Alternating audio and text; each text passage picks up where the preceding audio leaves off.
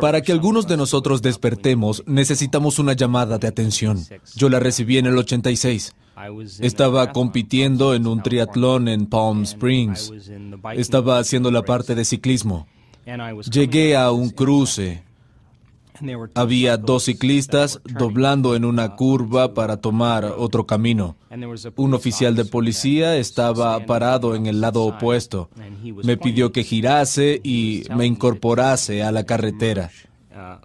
Quedé bloqueado por el policía y no estaba prestándole atención a la carretera. El policía estaba de espaldas al tránsito y cuando giré, una camioneta Bronco a casi 90 kilómetros por hora me chocó por detrás y me hizo salir volando por el aire.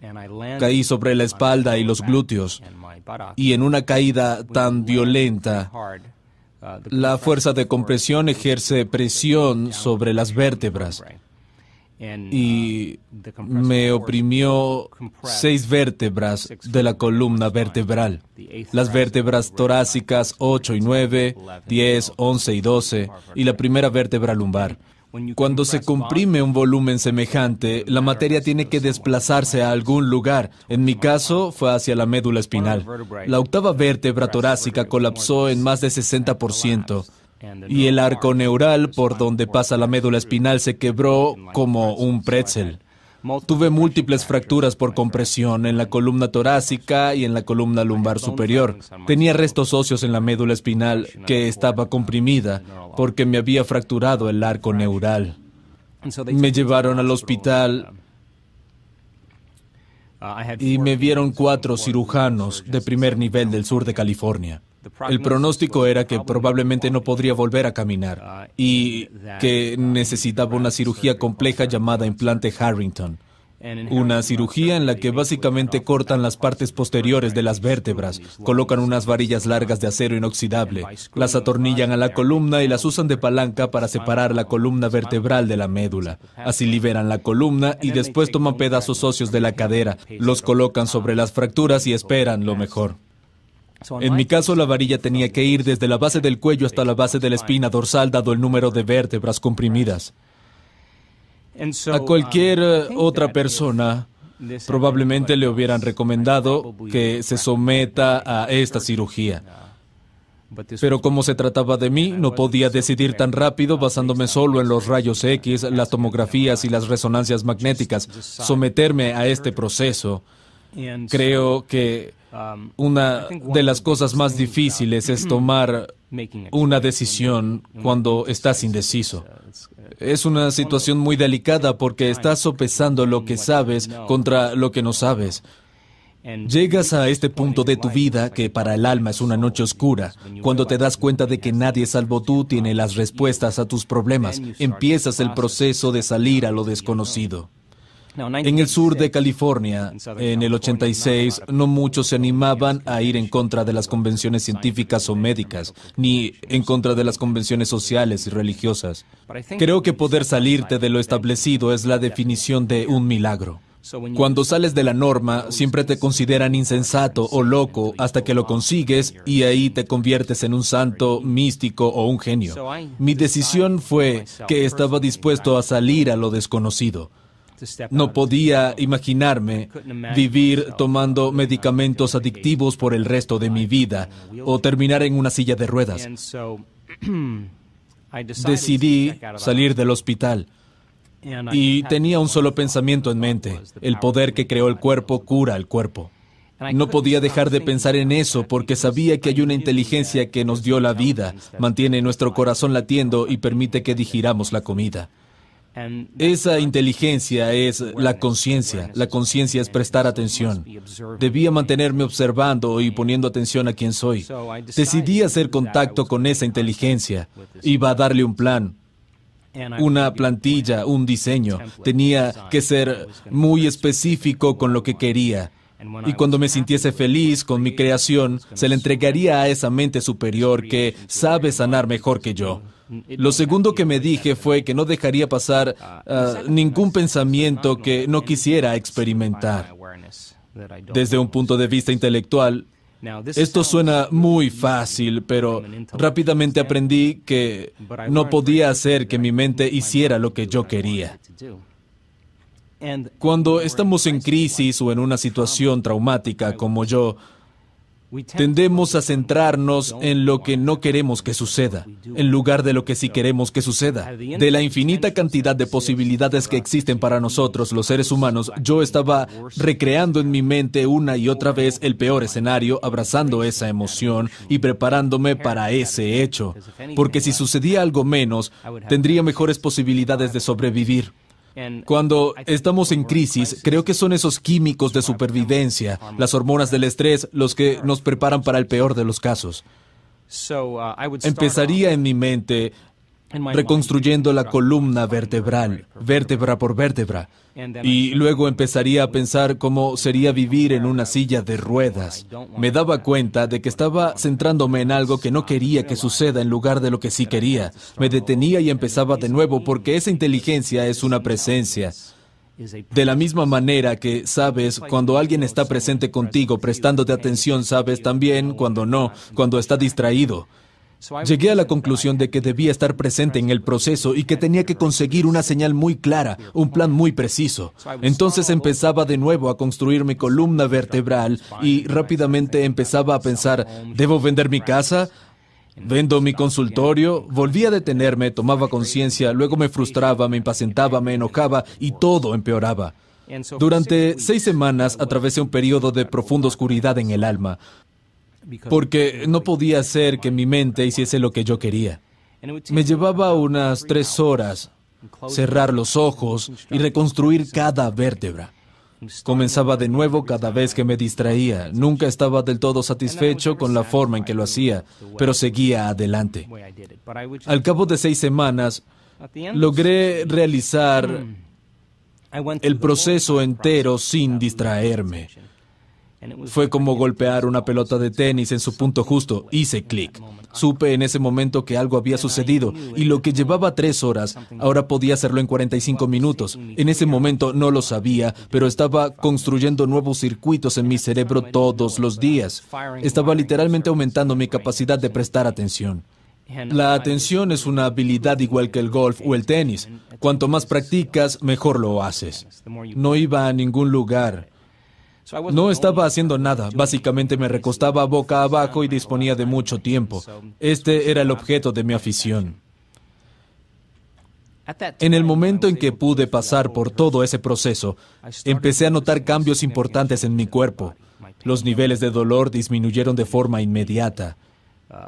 Estaba superando algunos de los problemas neurológicos, mejorando el entumecimiento. Sentía un hormigueo. Empecé a recobrar las funciones motoras.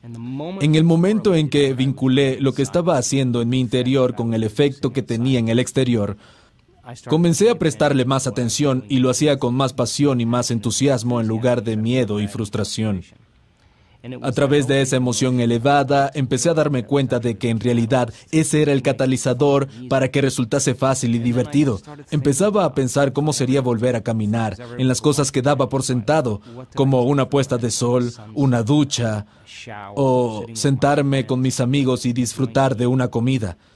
Y empecé a seleccionar situaciones potenciales del campo cuántico que ya no estuvieran basadas en el peor escenario, sino en una posibilidad futura verdadera. Las abrazaba emocionalmente y las sentía por completo. Si era una puesta de sol en la playa o una ducha, lo vivía y lo sentía con mis emociones. En ese momento no sabía lo que estaba haciendo, pero creo que cuando combinas una intención clara con una emoción elevada, puedes mover tu cuerpo y tu cerebro para que dejen de vivir en el pasado y vivan en el futuro. Cuando estás realmente concentrado y prestando atención, el cuerpo y el cerebro no diferencian entre lo que está pasando en el exterior y lo que está pasando en el interior. El proceso mismo de la emoción elevada comenzó a convencer a mi cuerpo de que estaba viviendo esa realidad futura en ese preciso momento, porque el cuerpo es la mente inconsciente, no entiende la diferencia. Comencé a expresar genes nuevos de una forma nueva. Mi cuerpo comenzó a cambiar drásticamente. En 10 semanas estaba caminando y en 12 volví a entrenar. Y nunca tuve dolores en el cuerpo ni la espalda. Hice un trato conmigo mismo y con esta inteligencia. Si lograba volver a caminar, dedicaría el resto de mi vida a estudiar la conexión mente-cuerpo y mente sobre materia, que vengo haciendo desde 1986. Iba a pedirte si puedes darnos una visión general de cómo nuestros pensamientos y emociones afectan nuestra biología y cómo pueden crear una enfermedad o bien devolvernos la salud, homeostasis. Bien, uno de los privilegios del ser humano es que podemos pensar de forma más real que otras criaturas. Nuestro lóbulo frontal es enorme. El lóbulo frontal es nuestro centro creativo, es el logro máximo del ser humano. Representa el 40% de todo el cerebro. Ese es el taller, el lugar en el que imaginamos, especulamos, creamos, planeamos, sentimos tensión, frenamos las reacciones emocionales, donde decidimos quiénes vamos a ser. En esa parte del cerebro se ubica nuestra conciencia. Cuando empezamos a pensar una mejor manera de ser, una nueva posibilidad para nuestra vida, el lóbulo frontal se enciende porque tiene conexiones con todas las partes del cerebro. Como director de orquesta, comienza a convocar diferentes redes neuronales del conocimiento que adquirimos en el pasado, de las experiencias que tuvimos, y las agrupas para generar una visión. A eso llamamos una intención. Cuando empezamos a combinar nuestras redes neuronales generando nuevas secuencias, nuevos patrones y nuevas combinaciones, empezamos a cambiar nuestra mente. La mente es el cerebro en acción. Es algo que hacemos de forma natural. Naturalmente comenzamos a pensar una nueva manera de ser.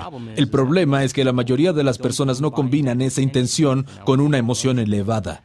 Cuando vives esa realidad futura en el momento presente, el resultado de esa experiencia se llama sentimiento o emoción. Y el cuerpo comienza a creer que vive en esa realidad futura.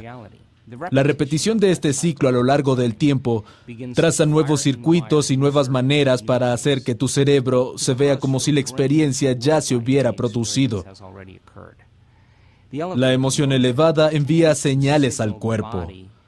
Le da la instrucción activa de seleccionar nuevos genes para que produzcan nuevas proteínas y preparen al cuerpo para el evento. Entonces, ¿por qué es tan importante? Porque el cerebro está organizado para ser un reflejo de todo lo que sabes en tu vida.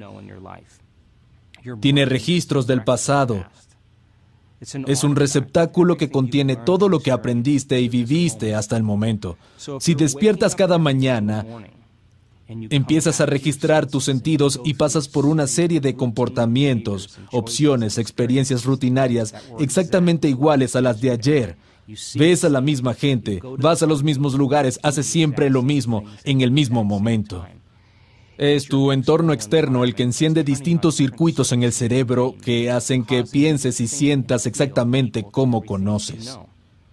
Ahora bien, si crees que tus pensamientos tienen algo que ver con tu salud o tu destino mientras estés pensando de la misma manera, sigues creando la misma vida. Si el cerebro es un registro del pasado, a la mayoría de las personas no las define una visión del futuro, sino que se quedan con los recuerdos pensando en el pasado. Los resentimientos y las emociones son productos de las experiencias pasadas. Recordamos mejor lo que ya vivimos porque podemos acordarnos de cómo nos sentimos. Si te despiertas todas las mañanas sintiéndote exactamente igual que hace algunos días, significa que nada nuevo está sucediendo en tu vida. Y si esos sentimientos y emociones que son el resultado de experiencias pasadas dirigen tus pensamientos y comportamientos, significa que estás pensando y actuando en el pasado y te volverás predecible. Entonces, si las emociones están generando ciertos pensamientos y a la vez los pensamientos crean emociones, y esas emociones generan ciertos pensamientos, la repetición de ese ciclo de pensar y sentir comienza a crear una forma de ser. En otras palabras, los pensamientos son el lenguaje del cerebro y los sentimientos del cuerpo. Cómo piensas y cómo sientes crean una forma de ser. La mayoría de las personas tienen experiencias que los marcan emocionalmente. Sienten miedo, ira, temen, tienen una sensación amarga, se frustran, sienten inseguridad y esas emociones forman parte de su identidad. Tienen ciertos pensamientos que encienden algunos circuitos en el cerebro que se equiparan a su inseguridad y se sienten inseguros. En el momento en que se sienten inseguros, tienen más pensamientos inseguros, lo que produce más químicos para que se sientan inseguros. La repetición de este ciclo a lo largo del tiempo condiciona al cuerpo de forma subconsciente, generando una mente insegura. La persona dice luego, soy insegura. Cada vez que dices, soy algo, estás dirigiendo tu mente y cuerpo a un destino. La biología de la mayoría de las personas es su pasado. Y si no define tu visión del futuro, una nueva posibilidad en tu vida, solo te quedas con el viejo circuito en el cerebro y las viejas emociones del pasado. Así que la pregunta es, ¿puedes creer en un futuro que no se puede ver ni sentir aún, pero en el cual has pensado tantas veces que tu cerebro puede literalmente cambiar para que parezca que sí sucedió? Las últimas investigaciones en neurociencia dicen que puedes cambiar tu cerebro solo por pensar. Cuando comienzas a pensar en una nueva posibilidad, tu cerebro comienza a disparar una nueva secuencia, nuevos patrones, nuevas combinaciones. Empiezas a planificar tus comportamientos y a ensayar mentalmente quién vas a ser en tu vida. La mera acción del ensayo mental comienza a instalar circuitos neurológicos en tu cerebro, una especie de hardware que hace que parezca que el evento ya sucedió. Si sigues ensayando ese mismo pensamiento y esa misma secuencia, el hardware se convierte en un software. Tu cerebro ya no es el archivo del pasado, sino un mapa para el futuro, y comienzas a abrazar emocionalmente tu futuro antes de que se manifieste. En otras palabras, no estás esperando la sanación para sentirte íntegro. No estás esperando tu nueva relación para sentir amor.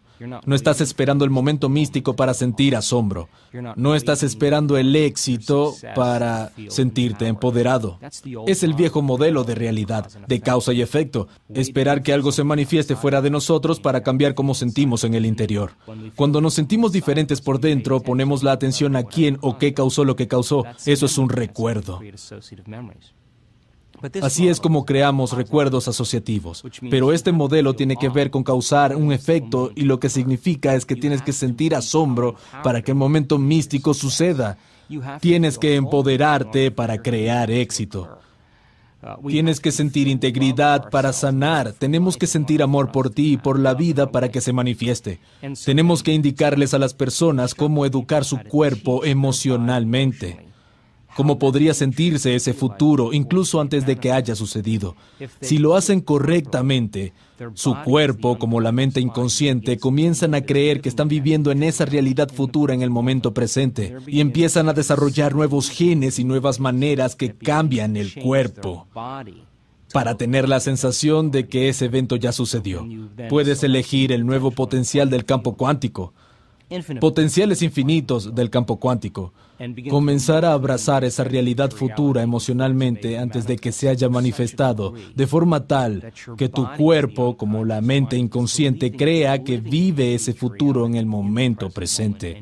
Estás cambiando tu cuerpo solo a través del pensamiento. Ahora, si en tu cerebro hay evidencia física, neurológica, biológica, química y genética, que aparente que la experiencia ya se ha producido, puedes relajarte. La experiencia te encontrará y llegará de la forma que menos lo esperas. Esto es muy importante. Tiene que llegar de la forma en que menos te lo esperas.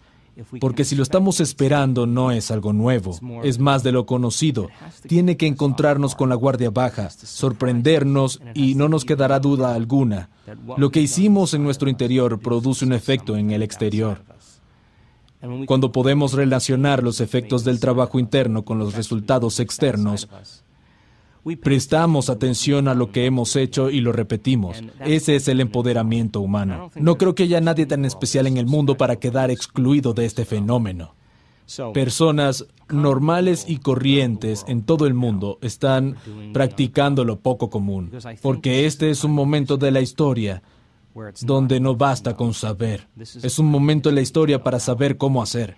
Si comparas las últimas investigaciones, en física cuántica, neurociencia, neuroplasticidad, neuroendocrinología, psiconeuroinmunología y epigenética.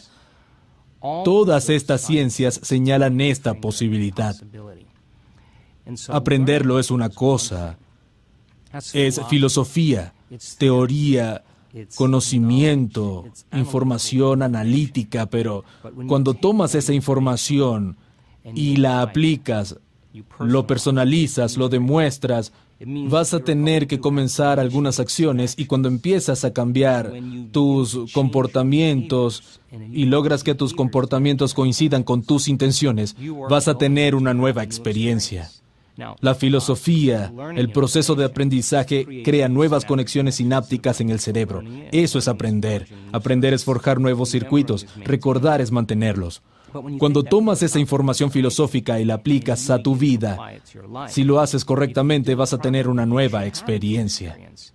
Una nueva experiencia a partir de la retroalimentación sensorial de tu entorno que comienza a enriquecer los circuitos en el cerebro. Cuando esos circuitos se encadenan de forma correcta, el cerebro produce una sustancia química que se llama sentimiento o emoción. Cuando sientes la emoción de esa experiencia, le estás enseñando a tu cuerpo a entender a nivel químico lo que tu mente entendió a nivel intelectual. Podemos decir que el conocimiento es para la mente y las experiencias son para el cuerpo. Cuando logras encarnar esta filosofía, haciendo cuerpo la verdad de este conocimiento, empiezas a regular nuevos genes, desregular los antiguos y a reescribir el programa. El libro de la compasión ya no es solo una teoría, te sientes verdaderamente compasivo. El libro de liderazgo ya no es información filosófica, te estás convirtiendo en un líder. El libro sobre cómo ser más paciente no es solo una conversación sobre cómo ser más paciente. Realmente sientes que estás superando tu impaciencia. Si lo puedes hacer una vez, significa que puedes reproducirlo. Y si puedes repetir una y otra vez la misma experiencia, empezarás a condicionar neuroquímicamente a tu cuerpo para hacerlo tan bien como en tu mente. Cuando tanto el cuerpo como la mente saben, se fusionan en uno. Se vuelve innato. Es quien eres. Es una segunda naturaleza. Lo hiciste tantas veces que ya no tienes que pensar conscientemente. Se convirtió en un programa subconsciente. Memorizas un nuevo orden neuroquímico interno. Eso es más fuerte que cualquier condición externa en tu entorno. Ahí es cuando empiezas a dominar esta filosofía. Para ser un experto, nuestro trabajo es ir de filósofo a iniciado, del conocimiento a la experiencia, a la sabiduría, de la mente al cuerpo, al alma, y de pensar a hacer. Tenemos los mecanismos biológicos y neurológicos para lograrlo. Creo que el mayor problema que se interpone en el camino para que podamos hacerlo una y otra vez y hacerlo bien son básicamente las hormonas del estrés. El estrés significa que tu cuerpo no está en homeostasis. El estrés es una respuesta innata del cuerpo para volver al orden. Hay 3 factores básicos que lo originan. Estrés físico a causa de accidentes, lesiones, caídas, golpes. Estrés químico generado por bacterias, virus, hormonas en alimentos, metales pesados, resacas, niveles de azúcar en sangre. Y estrés emocional a causa de tragedias familiares, pérdidas, trabajo, finanzas. Todas esas cosas desequilibran nuestro cerebro y nuestro cuerpo. Todos los organismos de la naturaleza pueden tolerar estrés a corto plazo. Un grupo de coyotes persigue a un ciervo. El ciervo huye y 15 minutos más tarde vuelve al monte y la reacción al estrés terminó. Pero los seres humanos somos tan únicos que podemos activar el estrés a través del pensamiento. Podríamos pensar en algo que sucedió o preocuparnos por algo que sucederá.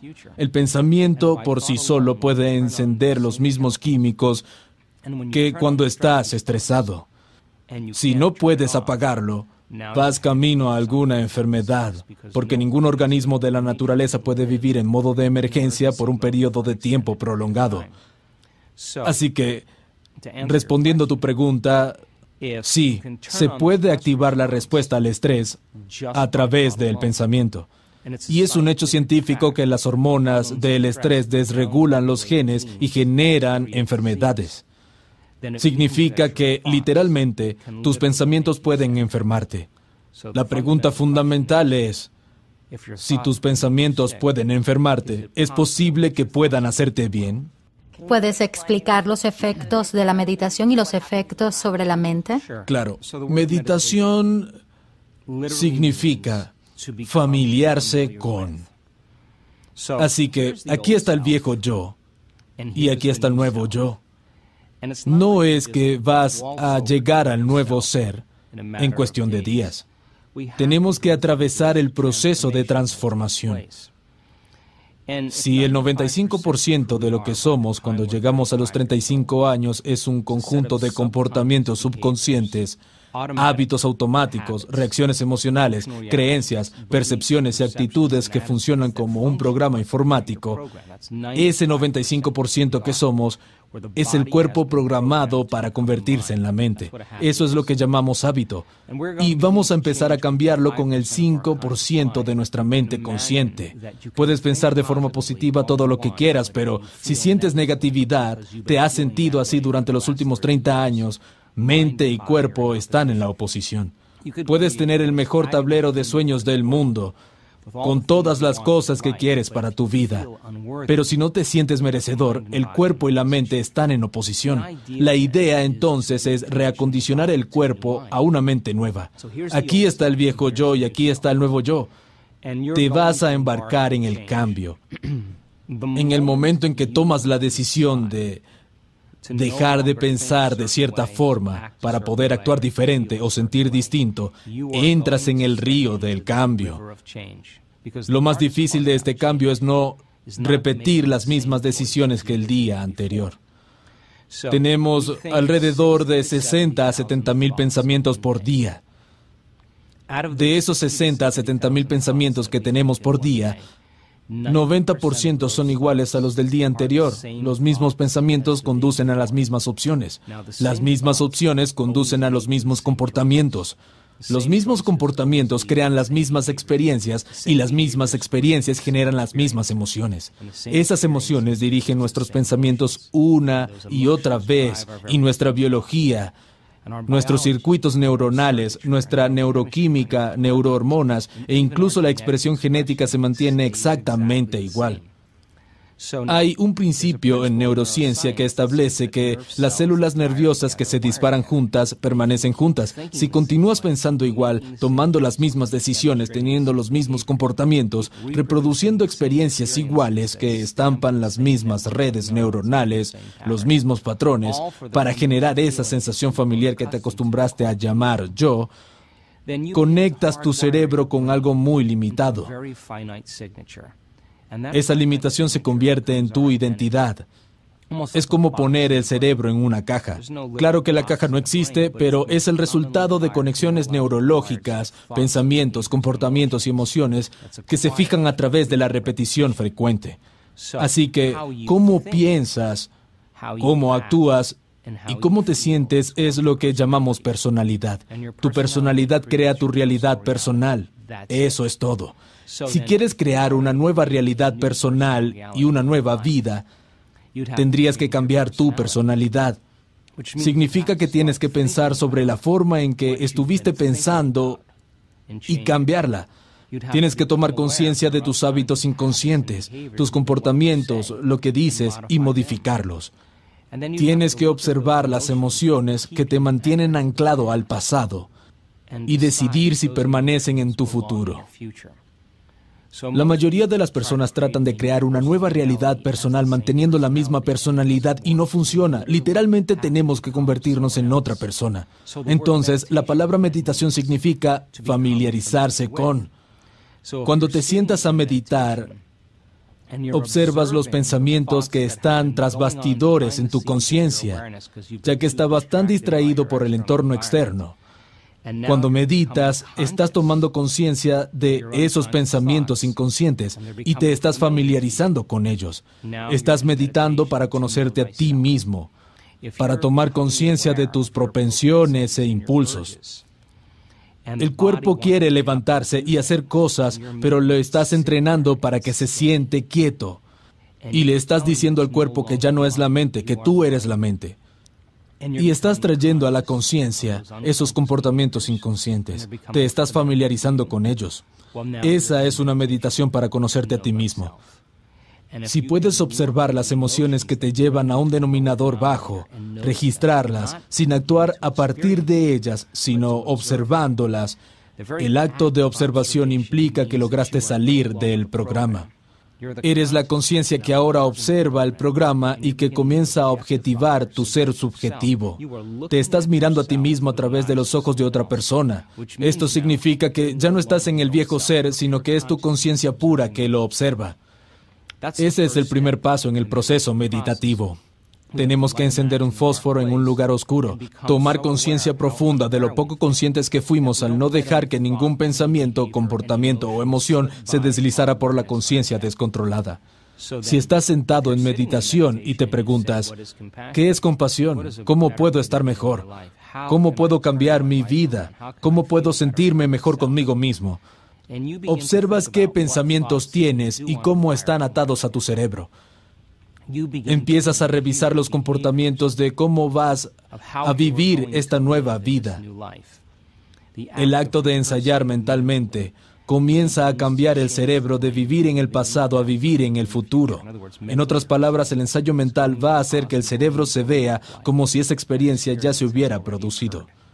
Tienes un nuevo hardware para instalar en tu cerebro que está preparando al cerebro para el futuro.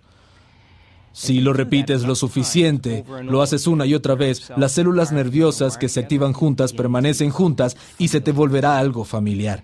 Si puedes cultivar la emoción elevada antes de la experiencia. En otras palabras, el materialista, la persona que está esperando riqueza para sentir abundancia, vive en el modelo de causa y efecto, pero el modelo cuántico es acerca de causar un efecto. Significa que empiezas a experimentar tu propio valor y abundancia antes de que suceda. Sí, puedes empezar a reproducir esa emoción elevada, ya sea de sanación o plenitud. Cuando estás en ese punto, cuando puedes cultivarla una y otra vez, entonces se vuelve algo familiar. El proceso de cambio en el modelo meditativo requiere desaprender y volver a aprender. Requiere romper el viejo hábito del yo y reinventarse a sí mismo. La neurociencia va podando las conexiones sinápticas y hace brotar nuevas conexiones, reconectando y recableando, sacando de la memoria emociones guardadas en el cuerpo y volviendo a condicionar el cuerpo a la nueva mente y nueva emoción. No señalas los mismos genes de la misma manera, sino nuevos genes y nuevas formas. Sacas la energía del pasado para invertirla en el futuro. Usamos el modelo de meditación porque es importante para la gente poder desconectarse de su entorno externo. Si cierras los ojos y eliminas todas las distracciones del mundo exterior, las personas, cosas, lugares, tus ondas cerebrales van a empezar a cambiar y vas a tener menos atención en el mundo exterior. Si tus ojos y oídos no reciben tantos estímulos y hay una nueva música suave de fondo, empezarás a prestar más atención a tus pensamientos que a lo que sucede en el exterior. Si te sientas en quietud y entrenas a tu cuerpo para estar en un lugar sin hacer nada, sin experimentar los mismos eventos que generan las mismas emociones, le estás diciendo a tu cuerpo que ya no es la mente, que tú eres la mente. Si ya no estás pensando en un futuro predecible o en el pasado familiar, sino que estás presente en este momento, tu mundo interior comienza a ser más real que el mundo exterior, y ese es el momento en el que se pueden empezar a hacer cambios sustanciales en tu fisiología personal. En la investigación que hemos hecho, hemos medido más de 3.500 cerebros en meditación. Y puedo decir que sin dudas, estás en tu mejor momento cuando te olvidas de ti mismo, cuando vas más allá de ti, cuando te conviertes en nadie, nada, sin tiempo ni lugar. Ese es el momento en el que te conviertes en conciencia pura. Dejas de vivir como un cuerpo en el ambiente y en el tiempo. Y la conciencia puede operar y tiene la capacidad de cambiar el cerebro y el cuerpo de una forma única. Ahora, ya sabemos cómo hacer esto. Tenemos que lograr que se vuelva una habilidad. Muchas personas pasan la mayor parte de su vida esperando, anhelando, deseando y rezando para que algo cambie. Pero lo que le estamos enseñando a las personas no es a rezar, sino a que puedan responder sus plegarias, que terminen sus meditaciones como si sus plegarias ya estuvieran cumplidas, porque cuando combinan una intención clara del futuro con esa emoción elevada, literalmente están cambiando su energía, están cambiando su química cerebral, están cambiando la manera en que funciona su cerebro, están cambiando su expresión genética, su química. Se están convirtiendo en otra persona, una y otra vez. Puede tomar meses para que la enfermedad desaparezca, pero lo hemos visto muchas veces. Regresan a un cierto nivel de conciencia y la enfermedad desaparece. Es como si la enfermedad existe en la vieja personalidad, pero ahora son una persona diferente. Lo hemos visto lo suficiente como para saber que cuando las personas llegan a un punto en su interior en el que se sienten tan plenos, satisfechos con quienes son, felices con ellos mismos, no les importa la enfermedad. En ese momento la enfermedad desaparece, siempre. El objetivo de la meditación es ir más allá de la mente analítica. Lo que separa la mente consciente de la subconsciente es la mente analítica. Cuando nos impulsan las hormonas del estrés, el cóctel de productos químicos que se genera hace que nuestro cerebro se torne demasiado analítico. El problema de la mayoría de las personas es que en el momento que están en una reacción emocional, analizan su vida a partir de esa emoción. Esa emoción es un registro del pasado y las hormonas del estrés te hacen creer que tu mundo exterior es más real que tu mundo interior. El estrés saca al cerebro de su equilibrio. Cuando estás estresado, te centras en los objetos, acotas tu atención a objetos, personas, tu entorno, porque ahí está el peligro. Estás preocupado por tu cuerpo, crees que cuando estás estresado tienes que sobrevivir cuidando tu cuerpo. Estás preocupado por el tiempo. Vivir bajo las hormonas del estrés hace que nos concentremos en tres cosas: el entorno, nuestro cuerpo y el tiempo. Nos volvemos materialistas y definimos la realidad con nuestros sentidos. Limitamos nuestro foco a las cosas y los objetos. Creemos que el mundo exterior es más real que el interior. Tratamos de predecir el futuro basándonos en el pasado. Y nos metemos en problemas porque el cerebro se desequilibra cada vez más. Cuando el cerebro recibe todas estas sustancias químicas, se sobreexcita. Este es un estado muy común para la mayoría de las personas, pero es como conducir un coche deportivo en la autopista a primera velocidad. Permanecen en ese estado por largos periodos de tiempo. El peligro de reducir el foco a objetos, cosas y personas es que el cerebro queda atrapado en la sobreexcitación y está condicionado a creer que lo que tiene enfrente es el mundo real. ¿Por qué sacarías tu atención del mundo exterior si a la vuelta de la esquina hay un depredador? ¿Por qué abrirías tu corazón y confiarías si sabes que abundan los peligros? ¿Por qué querrías aprender cuando debes huir, luchar o esconderte? Más del 70% del tiempo en el mundo occidental, las personas están bajo algún tipo de estrés. Repetir este proceso hace que las redes neuronales se compartimenten, se subdividan y el cerebro se vuelve incoherente, se desequilibra. Si nuestro cerebro es incoherente y desbalanceado, nosotros también. Y si nuestro cerebro no funciona bien, nosotros tampoco.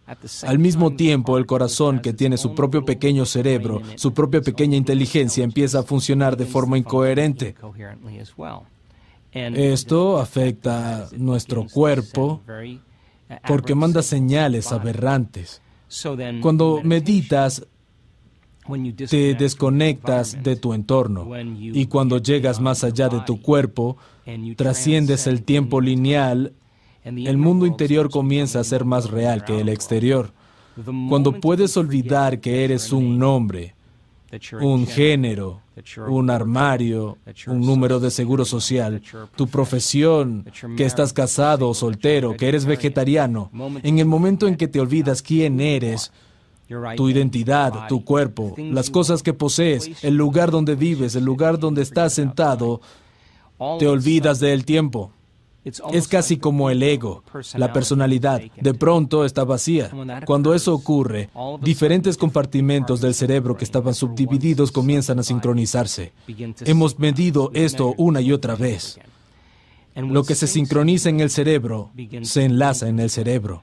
Como si diferentes compartimentos en comunidades de neuronas, los barrios de neuronas, comienzan a organizarse con coherencia, en orden. Te sientes más pleno y más como tú mismo. Al mismo tiempo que esto ocurre, toda la energía guardada en los centros de supervivencia asciende hacia el corazón, y la persona comienza a enamorarse del momento presente. Se sienten conectados a algo más grande. Cuando vivimos bajo las hormonas del estrés determinando nuestra realidad, con nuestros sentidos como materialistas, nos separamos de la posibilidad. Creemos que estamos separados de todo. Vivimos en un reino donde estamos definiendo la realidad con nuestros sentidos, y si no podemos verlo, olerlo, probarlo, sentirlo, no existe. Eso hacen las sustancias químicas. Pero cuando la energía se mueve al corazón, comienza a producir un campo magnético profundo. Cuando vives bajo los químicos del estrés, te alejas de este campo vital alrededor de tu cuerpo. Se convierte en química y el campo alrededor de tu cuerpo comienza a encogerse. Lo medimos. Te conviertes en más materia y menos energía, más partículas y menos onda. Y este es el problema. Cuando las personas son material, intentando cambiar la materia, toma una cierta cantidad de tiempo obtener lo que quieren, porque tienen que arrastrar su cuerpo a través del espacio una y otra vez para lograr sus objetivos. Tratan de forzar el resultado, predecirlo o controlarlo instintivamente, porque son materia tratando de producir un efecto sobre la materia.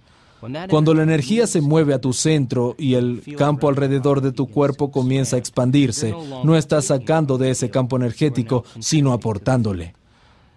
Cuando el corazón empieza a ser coherente, se pone rítmico y se organiza. Es como dejar caer una piedra en el agua.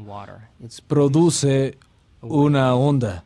Si puedes sostener ese estado, es como dejar caer una piedra, luego otra y luego otra, creando ondas que siguen formándose.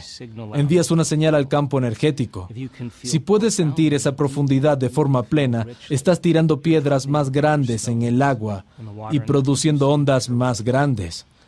Toda la energía es frecuencia y toda la frecuencia lleva información. Si tuvieras la intención de lo que sea que quieras que venga con esa ola de energía, esa emoción elevada, comenzarás a transmitir una nueva señal en el campo. Lo que sea que transmitas, lo vives como destino.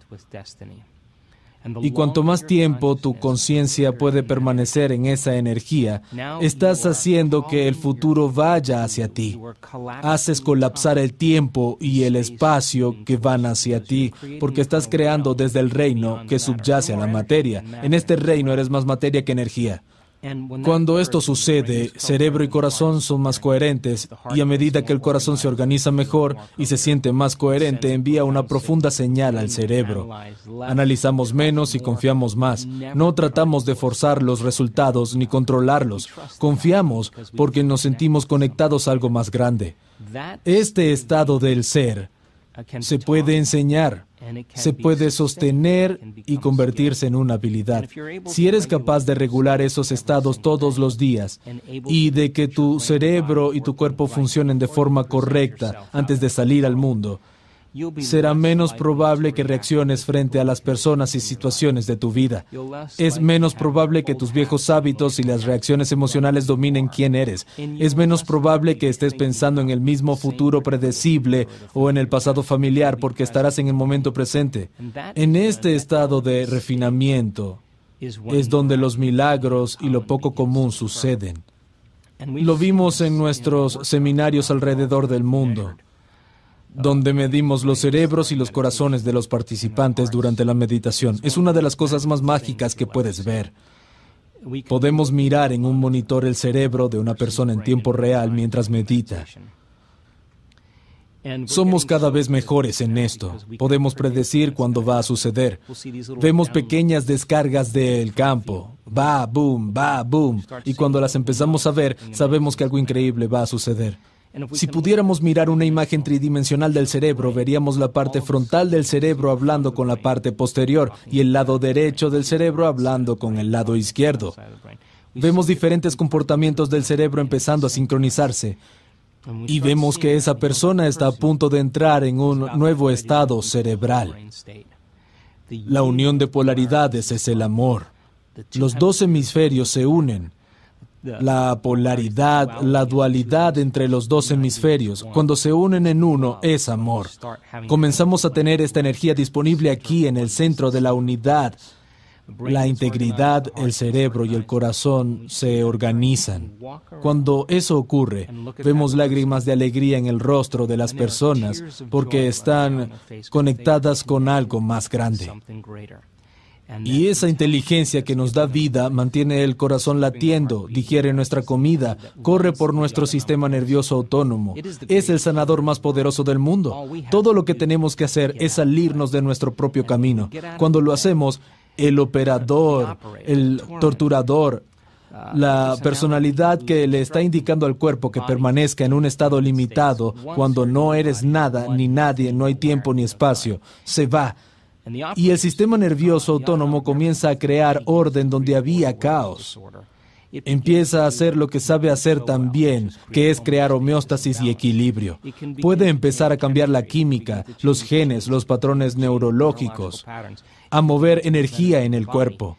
Las personas dicen siempre lo mismo, que no tuvieron nada que ver con la sanación, sino que fue un poder interior que lo hizo solo. Lo único que tenían que hacer era salirse del camino.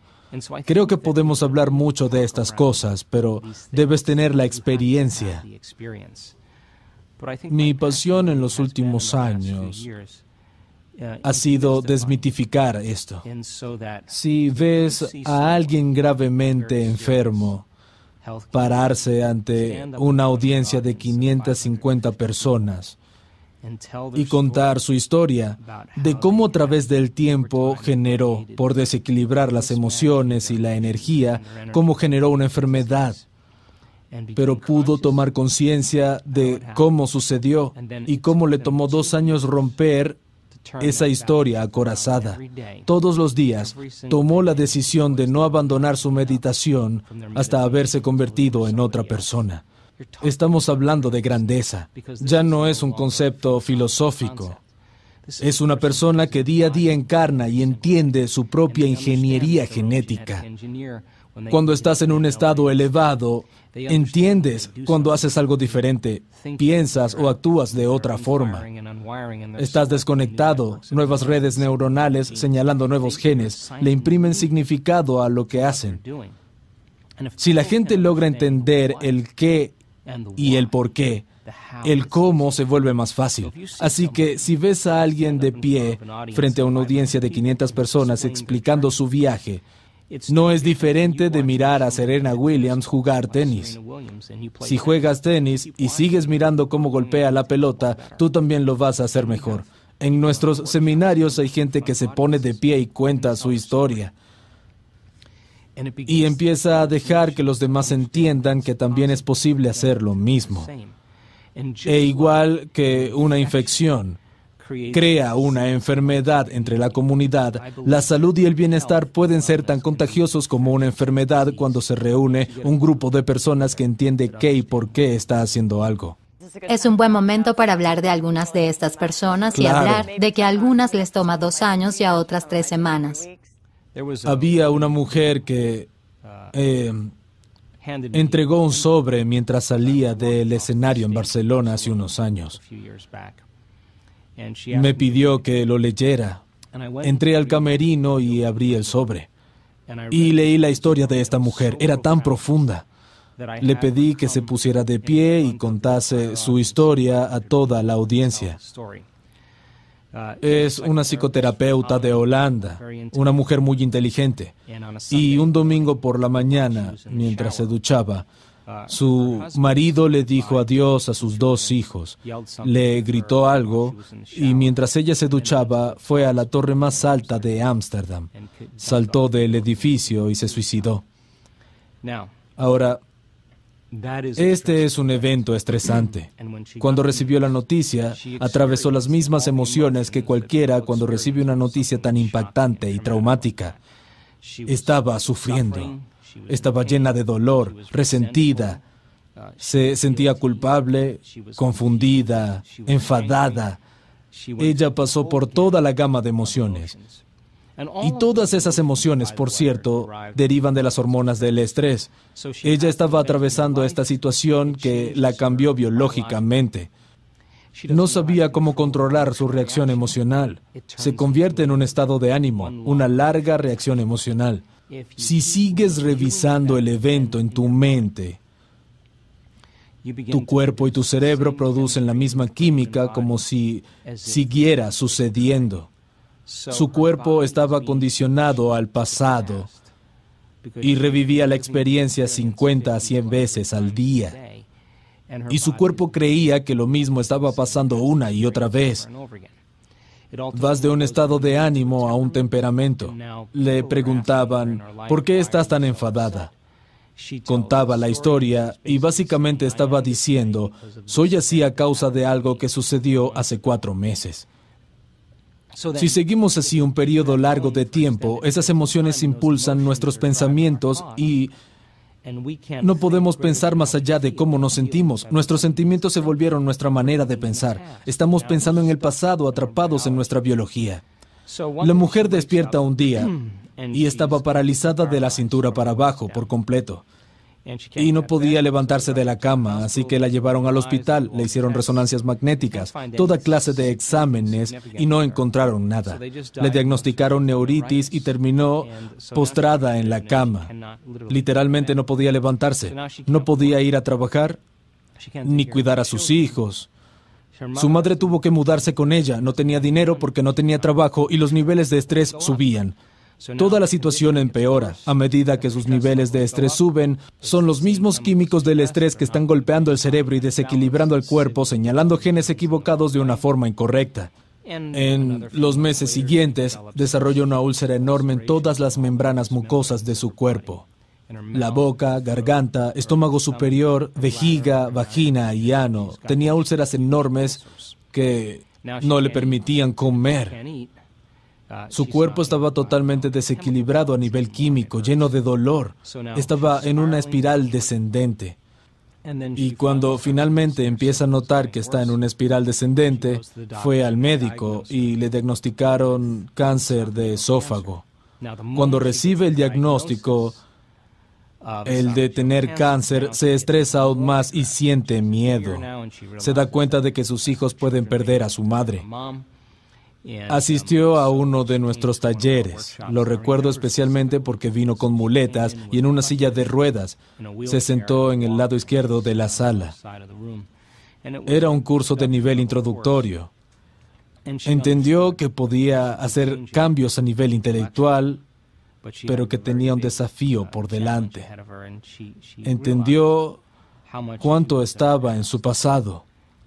Estaba emocionada con el contenido y la información. Recuerda que era psicoterapeuta, así que es el idioma que entiende. Unos meses más tarde, volvió a un taller en Connecticut, al norte de la ciudad de Nueva York. Vino con 2 amigos. La audiencia fue increíble en ese retiro, así que los empujé un poco más allá de lo que hago normalmente. Ella tuvo un gran avance. Por primera vez en más de un año, se sintió como ella misma. Tenía una visión de su futuro, no estaba visualizando nada y de pronto tuvo una visión muy clara. Estaba tan emocionada que se fue a casa e hizo su meditación todos los días. Entendió que había regulado nuevos genes y bajado los genes que tenían que ver con su enfermedad. Y que todos los días tenía que golpear a la puerta de la genética. Lo primero que quiero decir es que estoy seguro de que hubo días en los que no quería hacer su meditación, pero lo hizo de todos modos. Meditaba igual. Hubo días en los que se sentía invadida por las dudas, en los que no creía que fuese posible, pero de todos modos hacía su meditación. Cuando empezó a practicar nuestras meditaciones todos los días, comenzó a notar cambios significativos en su salud. Estaba parada frente a la audiencia y dijo, acabo de ver a mi médico. No tengo evidencia de cáncer de esófago. No tengo úlceras en las membranas mucosas del cuerpo, excepto una pequeña cicatriz en la parte posterior de la garganta. No tengo parálisis, no tengo entumecimiento, no perdí mi función motora y tengo un nuevo marido. Le dije, nueva personalidad, nueva realidad personal. La enfermedad existía en la vieja personalidad y ahora eres literalmente otra persona. Le pregunté, ¿cómo te sientes cuando miras atrás a ese evento que sucedió en el pasado? Me respondió, fue mi mejor maestro. Le pregunté, ¿tienes alguna emoción cuando piensas en ese evento? Me dijo, no. Le dije, la memoria sin carga emocional se llama sabiduría. Ese es el nombre del juego. Estás lista para una nueva vida. Me dijo, estoy enamorada de mi vida. Ella decidió no alejarse de sus meditaciones hasta que estuviese enamorada de la vida. El materialista, quien define la realidad con sus sentidos, diría que no tiene razón para estar enamorada de la vida. Perdió a su marido, su trabajo, no puede cuidar a su hijo, está paralizada, padece cáncer, tiene todas estas afecciones. Pero ella tomó la decisión de que cada día iba a condicionar su cuerpo en el futuro y no en el pasado. Se paró frente al público y dijo, estoy tan enamorada de la vida. Le respondí, por supuesto que lo estás. Tú la creaste desde ese lugar que llaman estar enamorado de la vida. Gracias a ella y las opciones que tomó para superarse a sí misma y no estar definida por el pasado, trabajando en ello todos los días superó algún aspecto de sí misma. Un poco más allá, renunciar al aspecto limitado del ser para crear un ser mayor, quitar las máscaras, las emociones y la fachada que bloquean el flujo de inteligencia dentro de nosotros. Todos los días hacía contacto con este poder en su interior. Tarde o temprano comenzó a obtener las instrucciones correctas y pasó de ser una persona muy enferma a una persona muy sana. Para mí, ella es luz en este mundo. Para mí, ella está más cerca de la verdad que cualquier erudito o cualquier académico. Ella lo vivió y gracias a su testimonio, otras personas con cáncer de ovario y distintas afecciones ganaron la fuerza para transformar sus vidas. Mencionaste que hubo días en los que no quería hacer su meditación, pero la hizo de todas formas. ¿Cómo luchas contra el dolor? Sí, así que es una gran pregunta. Podemos filosofar sobre esto, pero cuando estás enfermo, lo más difícil es pensar por encima de cómo te sientes. Y si no puedes hacerlo, tu cuerpo está dirigiendo tu vida. Ahora, no hay nada de malo en esto, pero digamos que una persona que administró mal su energía, sus emociones y su estilo de vida durante los últimos 10 años, desarrolla alguna afección. El desequilibrio continuo golpea la puerta de la genética y se convierte el gen en enfermedad. Les tomó 10 años crear esa afección. Tenemos que ser realistas y entender que va a tomar algún tiempo volver a golpear la puerta genética y reprogramar el gen de una nueva forma. No esperes hacer tu meditación y sanar 2 días después. Es un proceso y una habilidad que requiere repetición, comprensión, reagruparse, volver a aprender y colmar el cerebro con conocimiento. Requiere mantenerse coherente para empezar a ver algunos efectos. Es como cuando estás pescando y enganchas un pez. En el momento en que te das cuenta de algún cambio en tu cuerpo, algo empieza a cambiar. Es todo lo que necesitas, porque una vez que tienes esa sensación vas a correlacionar lo que estás haciendo en tu interior con el efecto que produce afuera. Vas a empezar a hacerlo con más pasión, más sinceridad y certeza absoluta. Lo bueno de todo esto es que eres capaz de cambiar tus ondas cerebrales e ir más allá de tu mente analítica. Practicaste tu meditación todos los días. Llegar a ese momento sagaz, a la generosidad del momento presente. Te olvidas de tus obligaciones, de tus relaciones, de las cosas que hiciste ayer.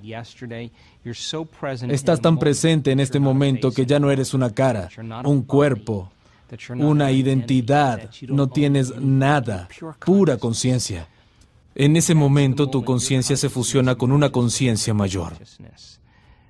Cuando tu mente consciente fusiona tu mente subconsciente, estás en el sistema operativo donde un cambio verdadero es posible. Si practicas la manera de superar tu cuerpo en una meditación todos los días y estás enfermo, cuando te sientes a meditar, debes ser capaz de ir más allá de tu entendimiento, de ser un cuerpo. Si puedes hacerlo, tu cuerpo ya no es la mente y puedes empezar a trabajar con tu cuerpo, ajustarlo a una nueva mente. Si no tienes la capacidad de ir más allá de tu cuerpo en una meditación, estás tratando de cambiar tu cuerpo con un cuerpo. Quieres cambiar materia con materia. Y eso tiene efectos muy lentos. Va a producir efectos, pero van a tomar algún tiempo. Si tú estás entrenando tu habilidad para regular y cambiar tus ondas cerebrales e ir más allá del cuerpo, superar tu identidad, ir más allá del espacio y del tiempo. Si lo haces bien, cuando llegue el momento de sanar tu cuerpo, si tienes la capacidad de ir más allá de tu cuerpo, no importa cuán enfermo estés, cada vez que vas más allá de tu cuerpo, eres conciencia con cierta energía educando a tu cuerpo. No desde tu cuerpo, sino de un lugar epifenomenológico que es más grande que tu cuerpo. De nuevo, para desmitificar el proceso, creo que requiere un poco de entrenamiento. Y cuando la gente llega al punto en el que va más allá de sí misma, es cuando sucede la magia, una y otra vez. Sí, al principio va a ser difícil porque estás en un cuerpo. Empiezas a hacer tus meditaciones y te preguntas, ¿estoy mejor? En ese momento acabas de volver al viejo yo. El nuevo yo nunca miraría a ver si está mejor, se queda en ese estado. Así que es un proceso a desarrollar, una acción, es una toma de conciencia, es un proceso que lleva tiempo. Lo vimos tantas veces que puedo decir que es una ley. ¿Podrías decirme algo sobre el efecto placebo? ¿Cómo puede ser que haya pacientes que reciben una píldora de azúcar, una inyección salina, o se les realiza una cirugía o tratamiento falsos, Y un porcentaje de esos pacientes que aceptarán, creerán y se entregarán a la idea de que se les está dando la sustancia o el tratamiento verdadero y programan su sistema nervioso autónomo para crear su farmacia de químicos que coincide con el químico exacto que creen que están tomando. Así que la pregunta ¿es la sustancia inerte que cura? ¿O es la capacidad innata que tiene el cuerpo para curarse?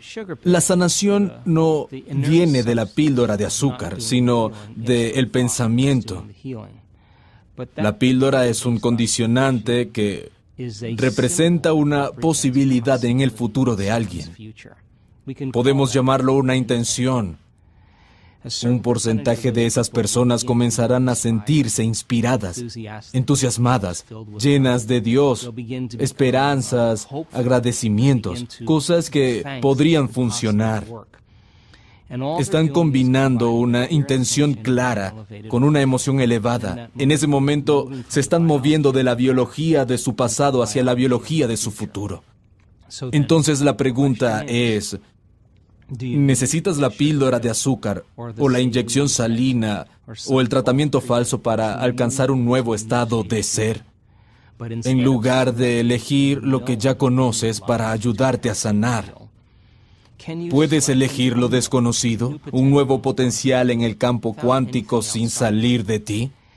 Y revisitar ese desconocido una y otra vez hasta que tu biología lo comprenda. ¿Es posible que produzca los mismos efectos? La respuesta es sí, absolutamente. En los estudios de depresión de los pacientes que toman un placebo, el 81% responde tan bien al placebo como lo harían los antidepresivos. ¿Qué significa eso? Significa que están haciendo su propia farmacia de antidepresivos y su cuerpo y sistema nervioso son los mejores farmacéuticos del mundo. Es verdad que en los estudios de depresión los pacientes tuvieron que tomar el placebo durante 6 u 8 semanas y combinarlo cada día con una intención clara y una emoción elevada para moverse a un nuevo estado de ser, aceptar, creer y rendirse a la idea de que están recibiendo la sustancia real. Comienza a programar su biología para cambiar. Si se tarda 6 semanas en curar la depresión, moviéndose de un estado de ser, es un buen parámetro para entender que puede tomar de 6 a 8 semanas si lo haces a diario para que algo cambie. La belleza del placebo radica en que se basa en la creencia. Y para la mayoría de las creencias surgen de experiencias pasadas. Algunas experiencias que has tenido te marcaron neurológicamente y te condicionaron a nivel emocional. Tendemos a pensar y sentir en base a la biología de nuestras experiencias pasadas. Cómo piensas y cómo te sientes crea un estado de ser. Si combinas pensamiento y sentimiento, pensamiento y sentimiento, pensamiento y sentimiento, se llama actitud. Buenos pensamientos conectados a buenos sentimientos generan una buena actitud. Pensamientos negativos conectados a malos sentimientos generan una mala actitud. Una actitud es un estado más corto. Puede ser buena por la mañana, mala por la tarde. Si tomas actitudes y las encadenas, generas una creencia. Una creencia no es más que un pensamiento que tienes una y otra vez hasta que se fija en tu cerebro. Los límites de nuestras creencias son nuestros sentimientos. Cuando se desafían las creencias, por lo general, no nos sentimos bien. Cómo piensas y cómo te sientes crea un estado de ser. La repetición de pensamientos y sentimientos en el tiempo condiciona al cuerpo para subconscientemente convertirse en la mente. Todas las creencias son estados subconscientes del ser. La gente ni siquiera sabe que tiene creencias sobre medicina, Dios, relaciones, amor, género. Fueron programadas subconscientemente. Si juntas cada creencia, las encadenas, una creencia, otra y otra, tienes lo que llamamos percepción. La percepción determina las decisiones que tomamos, las cosas que creamos en nuestra vida, las relaciones que tenemos e incluso los comportamientos que demostramos. Si quieres estudiar las creencias de alguien, estudia sus comportamientos. Te darán un gran volumen de información sobre esas personas. Si Estás programado para creer que necesitas algo externo para sanar. Se convierte en creencia. Y claro que vas a necesitar algo para ayudarte a sanar. Si crees que necesitas una vacuna contra la gripe para no tener gripe, es más probable que te enfermes independientemente de si te dan o no la vacuna, porque es tu creencia. Cuando escribí El placebo eres tú, estaba tan fascinado con el concepto porque empecé a darme cuenta de lo programados que estamos a nivel inconsciente. Cuando empiezas a estudiar el placebo, te das cuenta de que hay muchos estudios que prueban una y otra vez que nuestra capacidad innata para sanar es un hecho. Si tomas a un grupo de asmáticos y tienes una droga que induce el asma y otra que lo detiene, a una persona le das la droga que lo induce, pero le dices que le estás dando la que lo cura. Más de la mitad de las personas del grupo no tendrán síntomas de broncoconstricción. En otras palabras, el pensamiento es más poderoso que el químico. Si las personas comienzan a desentrañar este concepto, a darse cuenta de que tienen la capacidad innata para sanar, que pueden trabajar combinando y regulando sus estados internos, producirán su propia farmacia de productos químicos para el dolor, la depresión, anticuerpos, inflamación. Hace poco hicimos un estudio increíble en uno de nuestros talleres avanzados en Tacoma, Washington. Tomamos a 120 personas para medir los niveles circulantes de cortisol y un químico llamado inmunoglobulina A o IgA. Cuando estás estresado y desequilibrado, los niveles de cortisol suben. El pico de cortisol es alrededor de las 8 de la mañana. Para el estudio medimos el nivel de cortisol y los niveles de IgA de esas 120 personas en un momento específico de la tarde. Tomamos todas las medidas al inicio del taller. Después de 4 días y medio de entrenamiento, volvimos a medirlas para observar los cambios epigenéticos y químicos que fueron productos del trabajo interior. La mayoría había disminuido los niveles de cortisol, lo que significa que ya no estaban en modo supervivencia. No estaban estresados, pero lo más relevante fue que los niveles de IgA pasaron de 51 a 83, el tope máximo de lo que se considera un nivel elevado. Algunas personas estaban en los 100. La IgA es la principal defensa contra bacterias y virus. Es superior a la vacuna contra la gripe. Cuando generas una emoción elevada, como gratitud, aprecio, cuidado, bondad o inspiración, activas el sistema inmunológico y este empieza a crear orden donde había caos. Comienza a liberar todo tipo de sustancias químicas para generar y restaurar el cuerpo. Con solo 10 minutos de una emoción elevada, esos químicos permanecen activos el resto del día. En los talleres comenzamos cada meditación generando emociones elevadas y aprendiendo a sostenerlas. Lo medimos con un monitor HRV. Medimos el corazón de los participantes mientras están meditando. Y, curiosamente, la mayoría de los participantes fueron capaces de crear esa coherencia cardíaca, que empezó a generar un fuerte campo electromagnético y a producir un cambio químico y fisiológico importante. Su ambiente interior era más resistente y ordenado que el entorno externo. Si haces lo suficiente, si lo haces todos los días, ya no deberías estar sometido a las bacterias oportunistas. Se les llama así porque están esperando una oportunidad para comprometer tu sistema inmune.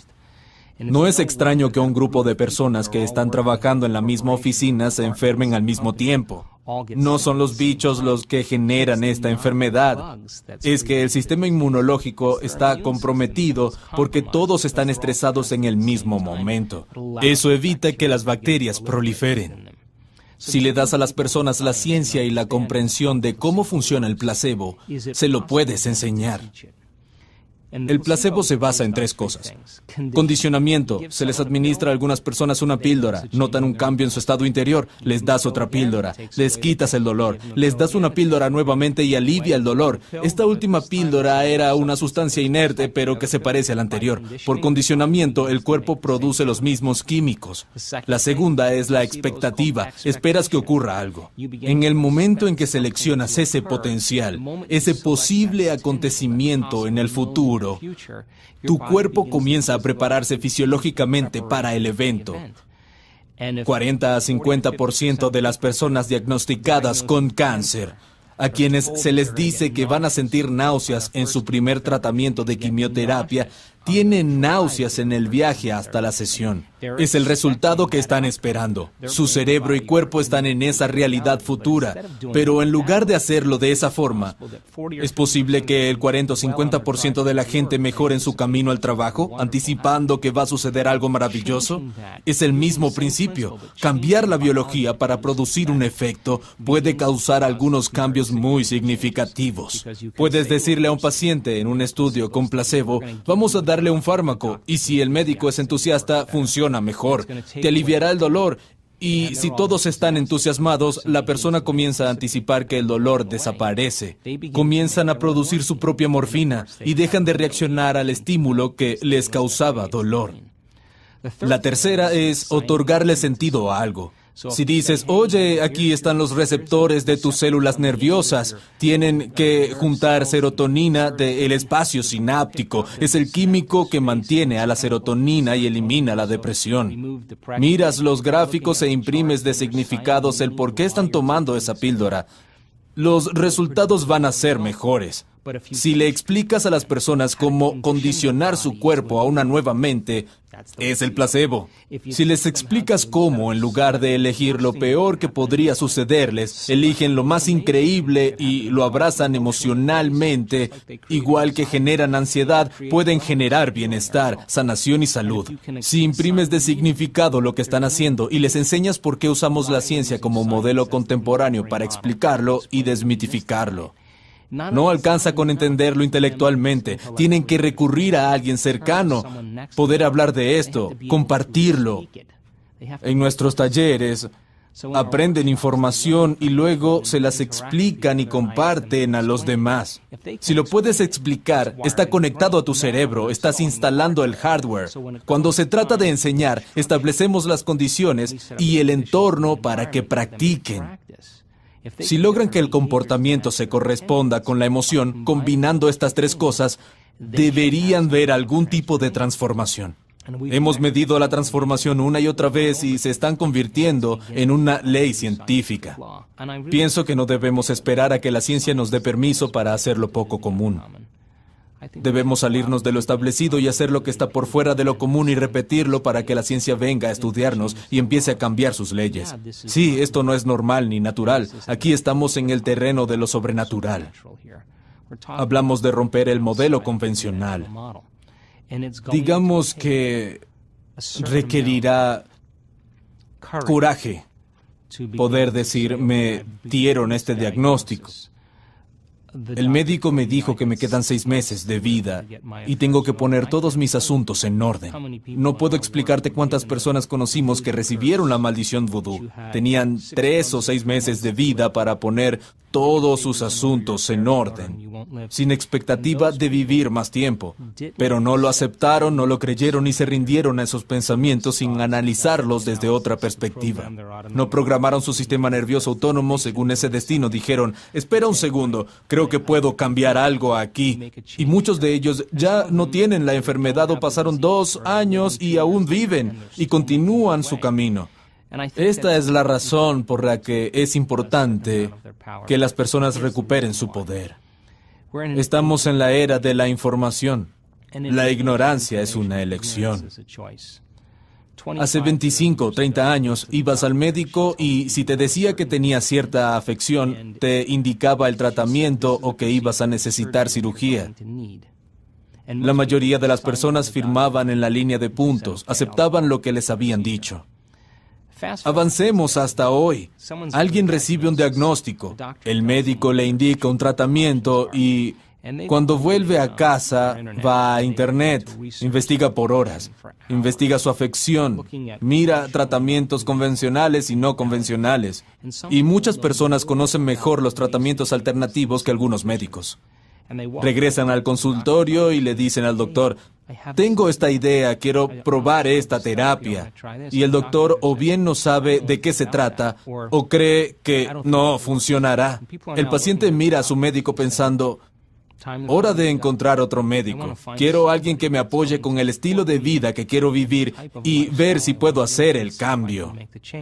Ahora, aquí hay una salvedad. Se lo decimos a todos nuestros estudiantes que están cambiando. Hay que hacer mediciones. Si emprendes este viaje, se trata de información, no de negación. Tienes que mostrarnos cuáles son tus valores. Probemos por 3 meses y ver qué pudiste hacer. Para cuando se terminen, medimos si estás igual o mejorando.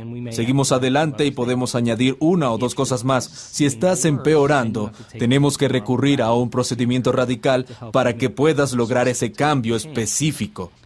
Así que esto no tiene que ver con negligencia ni con enterrar información. Realmente se trata de ver si puedes generar algún efecto, medirlos y hacértelos saber para generar retroalimentación.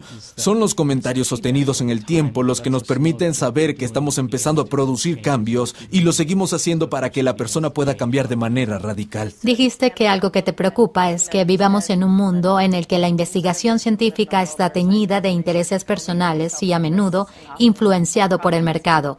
¿Podrías decirnos por qué no deberíamos aceptar el diagnóstico de una mujer con delantal blanco solo porque tal vez no tenga toda la información porque se formó en una farmacéutica? Bueno, no tengo nada en contra de las empresas farmacéuticas ni de los fármacos. Han hecho un trabajo increíble ayudando a la gente a restaurar su salud, devolviendo el equilibrio químico. Mi problema es que no estoy seguro de que nos digan la verdad en relación con cuán poderosos somos. Si se revela todo lo que se sabe, se venden menos productos y menos fármacos. Número 1, cuestiono la eficacia de los medicamentos. Cuestiono también cuáles investigaciones se publican y cuáles sin pruebas sustanciales de que el fármaco funcione no se publican ni ingresan en el ámbito científico. Si hay 38 artículos escritos sobre un fármaco determinado, puedes encontrar 18 o 19 publicados. El resto, los que no muestran un resultado de mercado, nunca se publican. Hoy las cosas son más transparentes, la gente está más informada y puede informarse por sí misma. Solo podemos aceptar, creer y rendirnos ante los pensamientos que son iguales a nuestro estado emocional y no aceptar, creer y rendirnos ante cualquier pensamiento que no se equipare a tu estado emocional. Cuando un paciente recibe un diagnóstico de artritis reumatoide, esclerosis múltiple, cáncer, diabetes, las emociones comunes después de escuchar un diagnóstico así son miedo, tristeza o dolor. Cuando tienen estos sentimientos, productos del diagnóstico, pueden pensar de manera positiva todo lo que quieran. Pueden decir, voy a superar esta afección. Pero si tienen miedo, ese pensamiento no logra pasar del tronco encefálico hacia el cuerpo, porque no está alineado con el estado emocional del cuerpo. Lo que se hace es lograr que esa persona cambie su estado emocional y alcance un estado de gratitud. ¿Por qué gratitud? Bueno, generalmente damos gracias cuando recibimos algo. Pero si das gracias desde un estado de gratitud, tu cuerpo cree que has recibido algo, porque la señal emocional de gratitud significa que ya sucedió. Cuando alguien comienza a sentir gratitud, espera sanar, siente gratitud porque puede cultivar ese estado emocional. Es más propenso a aceptar, creer y rendirse a los pensamientos que se equiparan con ese estado emocional y programar su sistema nervioso autónomo para crear un destino diferente. Desde hace 30 años dirijo una clínica de salud integral muy demandada. Tratamos diferentes enfermedades crónicas. Estuve ayer y estaba llena de pacientes. La gente viene a nuestra clínica porque nos interesa crear un nuevo estilo de vida. Menos del 5% de las personas del planeta nacen con patologías genéticas. El otro 95% padece enfermedades que tienen que ver con el estilo de vida, comportamientos y elecciones. El modelo médico funciona muy bien para afecciones agudas. Si te rompes el brazo o tienes apendicitis, es una buena idea ir a emergencias médicas. Pero cuando se trata de afecciones crónicas que requieren un cambio de estilo de vida, muchas veces no es suficiente solo con tomar un producto químico, porque la persona puede tener viejas cicatrices emocionales, esa persona puede estar atravesando una mala situación, puede estar expuesta a químicos o a decisiones que continuamente debilitan el cuerpo. Esta es la fórmula que usamos con quienes están interesados en hacer cambios significativos. Existen 3 tipos de estrés: físico, químico y emocional. Esto significa que existen 3 tipos de equilibrio: físico, químico y emocional. Entonces, ¿cuáles son las cosas que hacemos para crear equilibrio físico en nuestro cuerpo? Podría ser cualquier cosa: yoga, ejercicio, aeróbicos, acupuntura, quiropráctica, un masaje. Cualquier cosa que sea física y que ayude al cuerpo a volver a la homeostasis. ¿Qué puedes hacer en pos del equilibrio químico? Si las hormonas del estrés golpean tu sistema inmune, junto con el orgasmo, el estrés y la digestión requieren bastante energía. Tal vez ingieras alimentos más fáciles de digerir para disponer de más energía para la recuperación.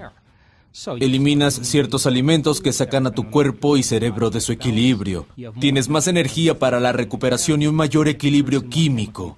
Puedes usar enzimas, modificar tu dieta, comer menos, eliminar ciertos alimentos o tomar productos farmacéuticos. Pueden tomar suplementos nutracéuticos que ayuden a restaurar el equilibrio químico del cuerpo. ¿Qué pasa con el equilibrio emocional?